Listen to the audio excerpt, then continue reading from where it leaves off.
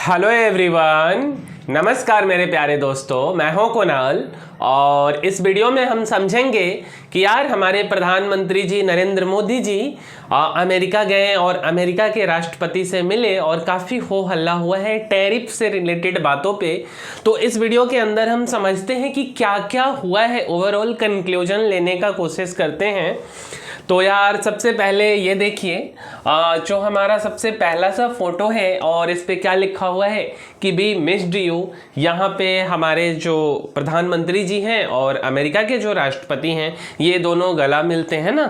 और क्या है कि पीएम नरेंद्र मोदी के ओवल ऑफिस पहुंचते ही राष्ट्रपति ट्रंप गर्मजोशी से गले मिले। ठीक है, आगे बताते कहानी क्या क्या है कि ट्रंप ने कहा कि हमने आपको बहुत मिस किया।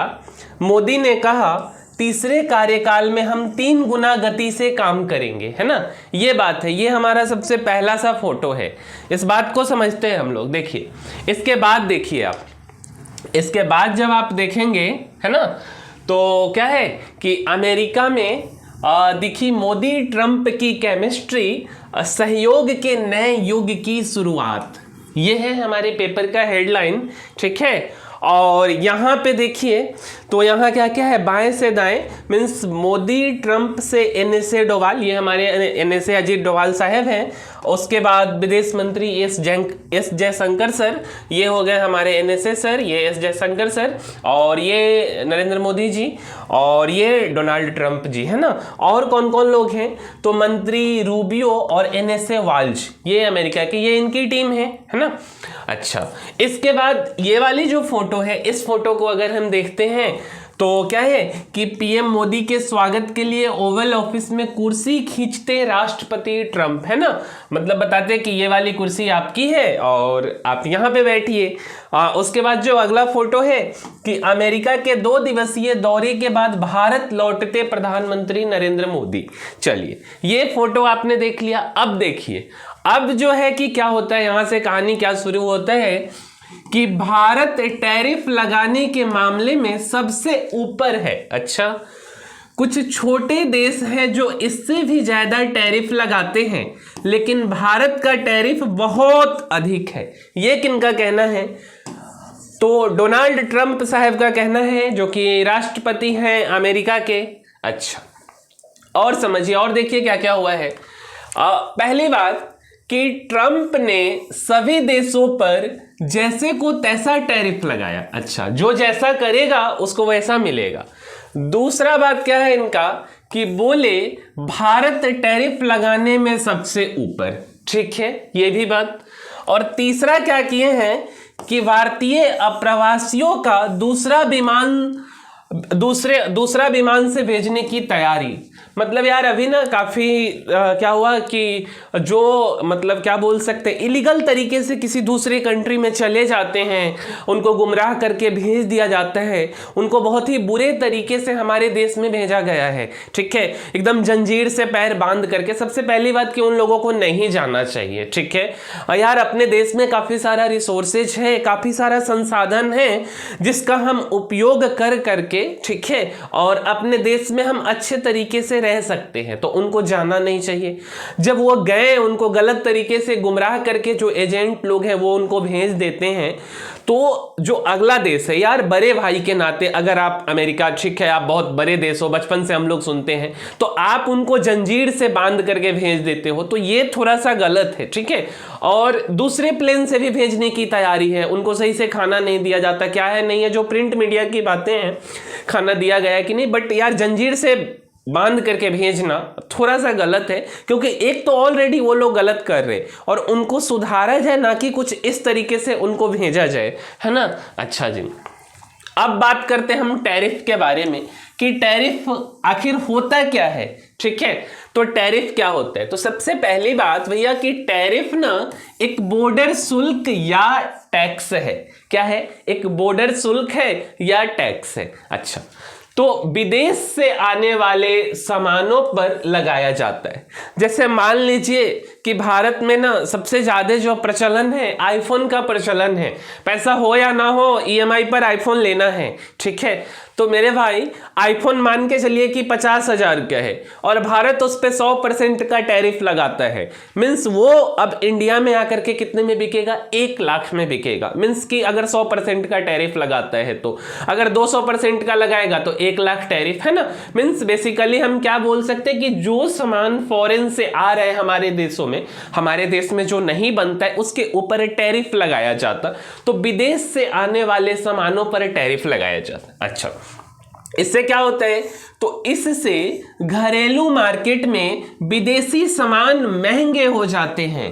क्या होता है, जैसे कि मान लीजिए ना कि आईफोन हमारे मार्केट में महंगा हो गया। जैसे मान लीजिए कि इलोन मस्क जी का टेस्ला है, टेस्ला का कार इंडिया में आता है और उनके ऊपर टैरिफ लगा दिया जाता है। लेट अस सपोज ना 1 लाख की कार है और उनके ऊपर 100% का टैरिफ लगाता है, तो क्या होगा ना कि हमारे देश में उनकी कार अब 2 लाख में बिकेगी। ठीक है, तो अगर कोई 1 लाख में जिस सामान को खरीद सकता था, अब उसी चीज को हमको 2 लाख में खरीदना है, तो कम लोग उसको आकर्षित होते हैं, उसको खरीद पाते हैं। अच्छा जी, ठीक है।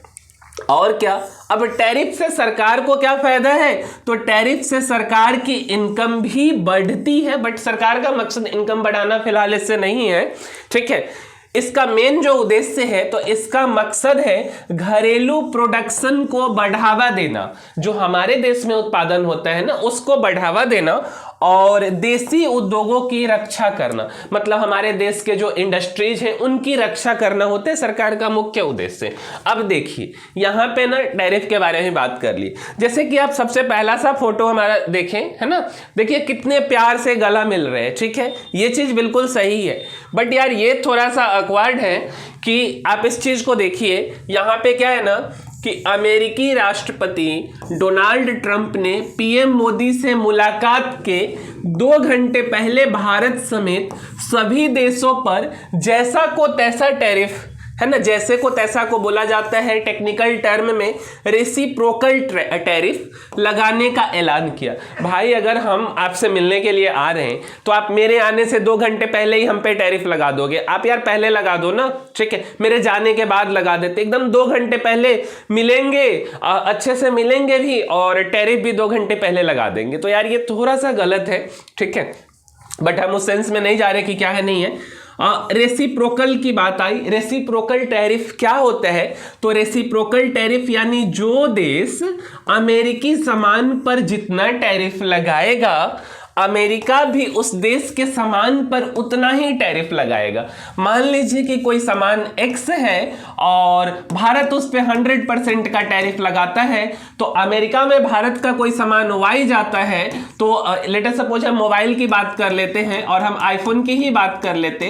अमेरिकी प्रोडक्ट आईफोन है और ये भारत में आता है, भारत उस पर 100% का टैरिफ लगाता है, तो भारत से अगर कोई मोबाइल अमेरिका में बिकने के लिए जाता है तो अमेरिका भी उस पर 100% का ही टैरिफ लगाएगा। बट ये थोड़ा सा गलत है कि हम आपसे मिलने आ रहे हैं और 2 घंटा पहले ही हम पे टैरिफ लगा करके हमको धमकी दे रहे, है ना। और देखिए और भी कुछ बातें, और क्या क्या है, तो अमेरिका में ऐतिहासिक मुलाकात, है ना, ट्रंप बोले F-35 जेट देंगे, हम लोग ये बना ले रहे हैं। ठीक है यार, F-35 की शायद हम लोगों को जरूरत ना हो, देश काफी धीरे धीरे आगे बढ़ रहा है। ठीक है, तो हम लोग भी कुछ इसी टाइप का बना रहे हैं, उसके बारे में किसी और वीडियो में बात करेंगे। ये ट्रंप का वैसे कहना है 10 साल की डिफेंस पार्टनरशिप है।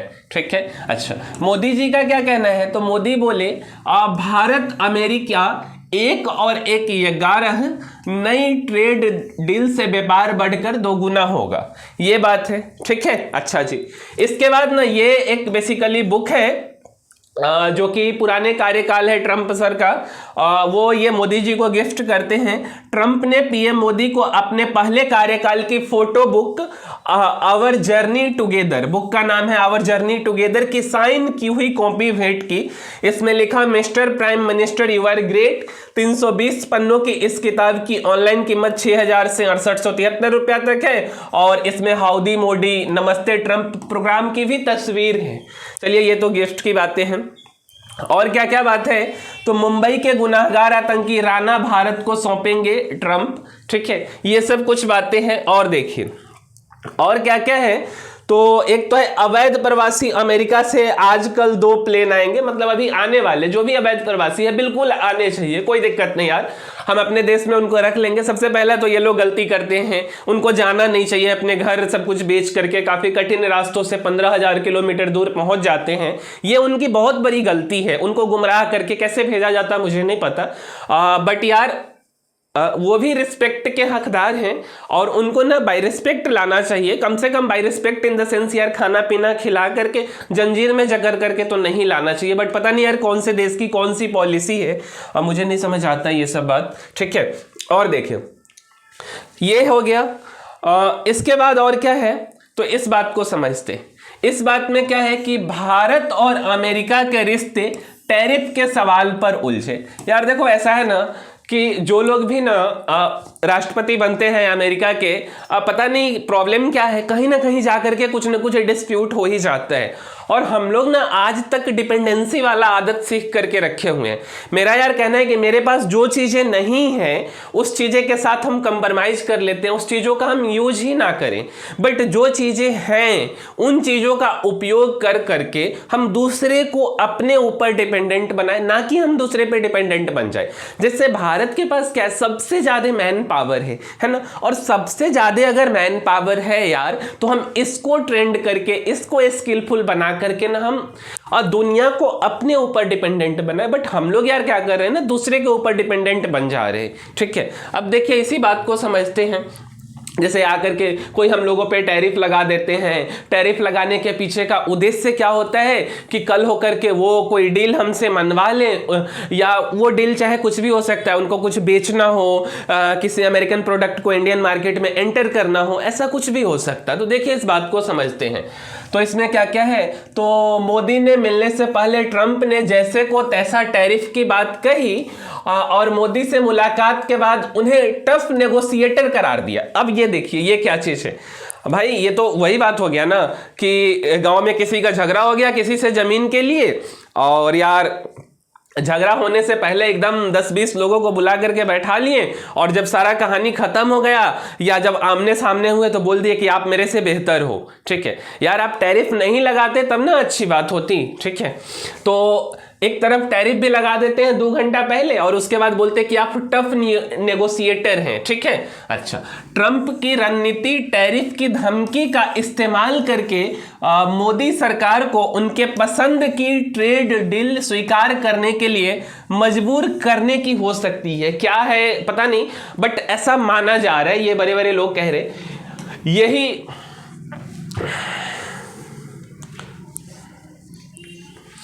और क्या है, तो यही उन्होंने अपने पहले कार्यकाल के दौरान जापान के साथ किया था। ये ऑलरेडी जापान के साथ जो है राष्ट्रपति ट्रंप जो है कर चुके हैं, ठीक है। उन्होंने भारत के साथ भी ऐसा करने की कोशिश की थी, लेकिन नाकाम रहे। जब ये पहली बार आए तो भारत के साथ भी यार कुछ ऐसा कुछ करने की कोशिश की है, बट हमारे प्रधानमंत्री जी के कारण ऐसा नहीं हो पाया, है ना। अच्छा जी, इसलिए उन्होंने भारत से उसका स्पेशल ट्रेड स्टेटस छीन लिया था, ठीक है। और जवाब में भारत ने कुछ अमेरिकी उत्पादों पर टैरिफ लगाया था। दोनों देशों के रिश्ते टैरिफ के सवाल पर आकर उलझ गए हैं, ये हमेशा से होते आ रहा है। और देखिए इसके पीछे का मेन मुख्य उद्देश्य क्या है, तो अगर हम मुख्य उद्देश्य की बात करें भाई, तो क्या है ना कि रूस यूक्रेन युद्ध के दौरान भारत अमेरिका संबंधों में खास तौर पर खटास आई थी। मीन्स जब जो बाइडेन की सरकार हुआ करती थी अमेरिका के अंदर, उसी समय में रूस और यूक्रेन का युद्ध हुआ है, और उसी समय ना हमारे और अमेरिका के बीच में, मीन्स भारत और अमेरिका के बीच में कुछ आपसी मतभेद हुए हैं, ठीक है। उसी के बारे में बात करते हैं। क्या है ना कि अमेरिका ने रूस पर प्रतिबंध लगाने के लिए अपने सहयोगियों को एकजुट किया, लेकिन भारत ने तटस्थ रहकर सस्ता रूसी तेल खरीदने का फैसला किया। देखो भाई, हमको अब जहां पे कम दाम में कम कीमत में सामान मिलेगा वहां खरीदेंगे ना। हमेशा से रूस अगर मदद करता है तो जब उसके ऊपर मजबूरी आई या उनको क्रूड ऑयल बेचना है तो हम बेचेंगे, बट अमेरिका का कहना था कि नहीं उससे मत खरीदो, ठीक है। तो एक बात तो यह हो गया, यह अमेरिका को खटक गया, पहला बात यह है। अच्छा, दूसरा बात क्या है कि म्यांमार के मुद्दे पर भी मतभेद रहे। बाइडेन प्रशासन म्यांमार पर करे प्रतिबंध लगाकर और वहां के विद्रोही समूहों को सहायता देकर म्यांमार की सैन्य सरकार को कमजोर करना चाहता था, ठीक है। लेकिन इस नीति ने भारत के सीमावर्ती राज्य मणिपुर में बढ़ती अस्थिरता में योगदान दिया है। बाइडेन ने पाकिस्तान की फौज के द्वारा समर्थित वहां की हुकूमत का भी तुष्टीकरण किया है। तो ये सब कुछ बातें हैं जहां पे भारत अमेरिका का सपोर्ट नहीं किया है, जैसे कि रूस के मामले में और जैसे कि म्यांमार के मामले में। एक दो जगह पे और भी आरोप लगते हैं, जैसे हम बोल सकते हैं कि बांग्लादेश में इनकी सरकार गिर गई है ना, तो यार शेख हसीना की, तो ये सब जगहों पे क्या सच है ये तो पता नहीं, बट सरकार गिरी है ये सच है, ठीक है। और ऐसा बोला गया कि भारत वहां पे भी शेख हसीना जी को अपने देश में रखा है, तो ये सब चीजें अमेरिका को खटक गया। अब ओवरऑल कंक्लूजन पे आते हैं कि जो हमारे प्रधानमंत्री मोदी जी गए अमेरिका, तो क्या क्या फायदा हुआ है हमारे देश को, क्या फायदा हुआ है, देखिए इस बात से समझते हैं। तो सबसे पहला बात कि जो महिंद्रा ग्रुप है अमेरिकी एंडुरिल कंपनी के साथ AI एरियल सिस्टम तैयार करेगा, ठीक है। अच्छा जी, इसमें देखते हैं हम इंडस्ट्रियल डिफेंस की बात करें तो महिंद्रा ग्रुप अमेरिकी एंडुरिल कंपनी के साथ AI unmanned aerial system UAAS तैयार करेगा। L3 हैरिस और भारत इलेक्ट्रॉनिक भी इस प्रोजेक्ट में शामिल होगा। इस बात का क्या कंक्लूजन है कि इंडस्ट्रियल डिफेंस सहयोग में नई कंपनियां आएंगी। दूसरा बात क्या है, अमेरिकी यूनी कैंपस। इस बात का क्या मतलब हुआ कि PM मोदी ने अमेरिकी यूनिवर्सिटीज को भारत में कैंपस खोलने के लिए आमंत्रित किया है। मोदी ने कहा कि इससे भारतीय छात्रों को उच्च के क्षेत्र में और अवसर मिल सकेंगे, मतलब हायर स्टडीज में अवसर मिलेंगे, कुछ अच्छा हो पाएगा। मैंने इसका कंक्लूजन है कि भारतीय छात्रों को स्टूडेंट वीजा की दिक्कतें कम, जैसे क्या होता है ना यार, जिनके पास ज़्यादा पैसा होते हैं वो अमेरिका लंदन कहीं कहीं पढ़ने जाते हैं, किसी कारण बस उनको स्टूडेंट वीजा नहीं मिल पाता है, तो अगर अमेरिकन यूनिवर्सिटीज भारत में आकर के अपना कैंपस खोलती है तो क्या होगा, उन विद्यार्थियों को अमेरिका नहीं जाना पड़ेगा। तो ये है एक जो कि ये पेशकश किए हैं हमारे प्रधानमंत्री जी। उसके बाद है प्रत्यक्ष निवेश बढ़ेगा। अमेरिका में भारतीय कंपनी हिंडाल्को अल्बामा और केंटकी में एल्यूमिनियम व JSW टेक्सास में प्लांट लगाएंगी। 3000 लोगों को इससे रोजगार मिलेगा। मैंने दोनों देश के बीच 2030 तक व्यापार दोगुना, ठीक है।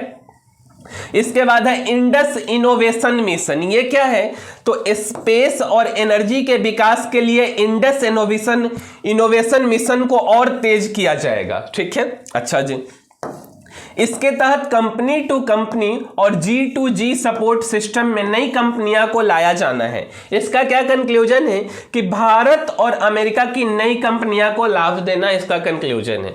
इसके बाद है नासा इसरो के बीच में सहयोग। इसमें क्या है कि नासा और इसरो ने सहयोग का करार किया है। इससे पहले भारतीय अंतरिक्ष यात्री को अंतर्राष्ट्रीय स्पेस स्टेशन में भेजा जाएगा, ठीक है। स्पेस फ्लाइट सेफ्टी में भी सहयोग बढ़ेगा। इससे क्या है, मैंने निसार मिशन में तेजी आने की संभावना और बढ़ जाएगी, ठीक है। ये सब कुछ मिशन चल रहे हैं। इसके बाद अगला है क्रिटिकल मिनरल के बारे में बात करते हैं। तो भारत और अमेरिका ने क्रिटिकल मिनरल की खोज और इसके इस्तेमाल को सुनिश्चित करने के लिए एक अलग से मिशन को स्थापित करने का निर्णय किया है। इसका मायने है कि सेमीकंडक्टर और AI सेक्टर में सहयोग देना, है ना। इसके बाद अगला मिशन है अनुसंधान मिशन। भारत और अमेरिका के बीच विज्ञान के क्षेत्र में सहयोग बढ़ाने का करार हुआ है। भारतीय अनुसंधान मिशन और अमेरिकी नेशनल साइंस फाउंडेशन फार्मा और रिसर्च में काम करेगी। मीन्स कि दोनों देश के रिसर्च के क्षेत्र में जो है ना कि काफी ज्यादा काम होने का मौका मिलेगा। इसके बाद है एक इकोनॉमिक कॉरिडोर। इसमें क्या है, IMEC यानी India middle east economic corridor. क्या चीज, IMEC India middle east economic corridor को राष्ट्रपति ट्रंप ने समर्थन व्यक्त किया है। इससे खाड़ी में स्थित सुएज नहर पर समुद्री परिवहन की निर्भरता काफी कम होगी।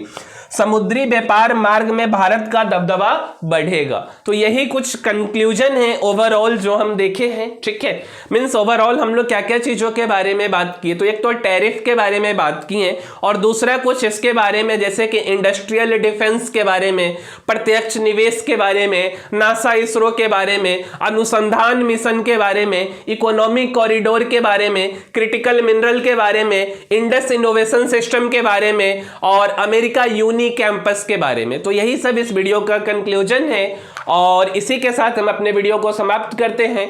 मिलते हैं अगले वीडियो में, तब तक के लिए धन्यवाद।